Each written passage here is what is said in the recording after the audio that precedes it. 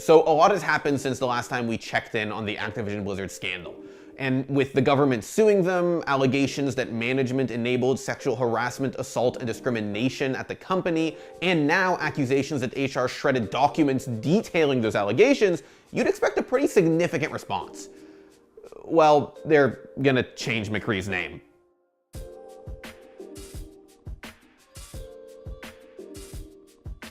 So in case you've been living under a rock, Activision Blizzard is being sued by the state of California for allegedly fostering a workplace culture that enabled sexual harassment and abuse, as well as for discriminating against women when it came to equal pay and promotions. This lawsuit was quickly followed by hundreds of current and former Activision Blizzard employees sharing their own stories online about how they experienced or witnessed sexual harassment and misconduct at work. This was followed by Activision Blizzard hiring a law firm mostly known for busting unions to handle their internal review, people walking out on the job in protest, and then a bunch of higher-ups at Activision Blizzard quietly leaving or being let go from the company. But now we get to some of the more public-facing falling out, at least for Activision Blizzard.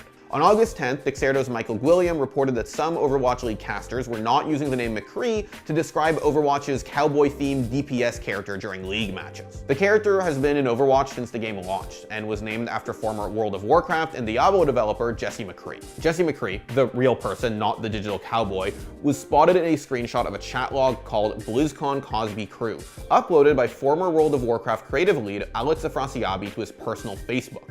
Kotaku's Ethan Gatch first reported on Afrasiabi's Facebook post about the Cosby Suite. The Cosby Suite was first mentioned in the lawsuit, in which the state of California stated that it was Afrasiabi's hotel room at BlizzCon, and it was named as such because of Afrasiabi's reputation as someone who allegedly sexually harassed women.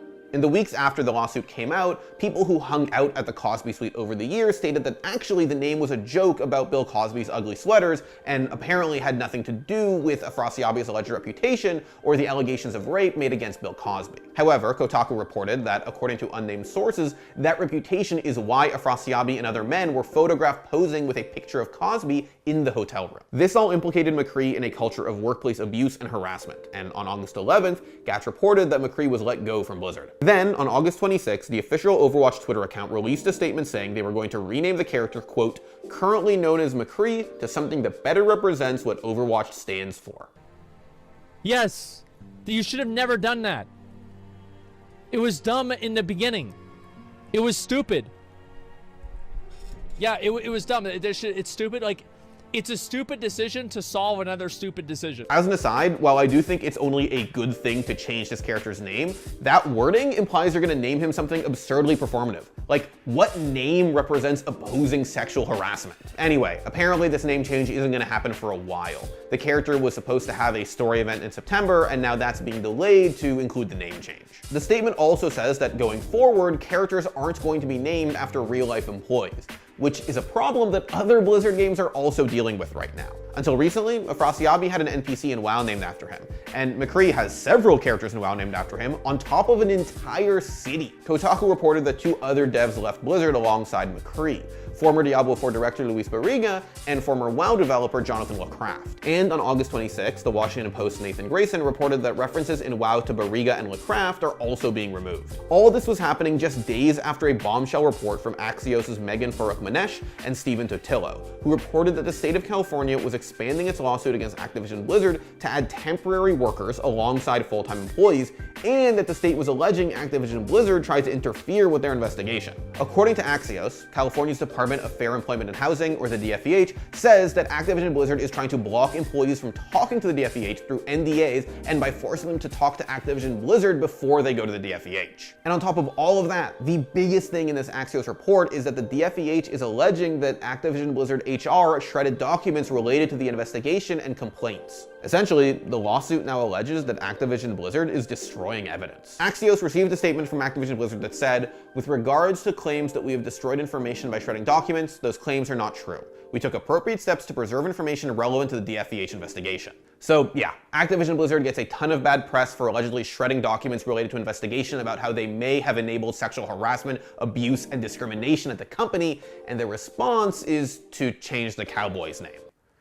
Cool. Amidst all this, an eagle-eyed Twitter user named Neoxon619 noticed that Activision's logo isn't in any of the trailers for the upcoming Call of Duty Vanguard.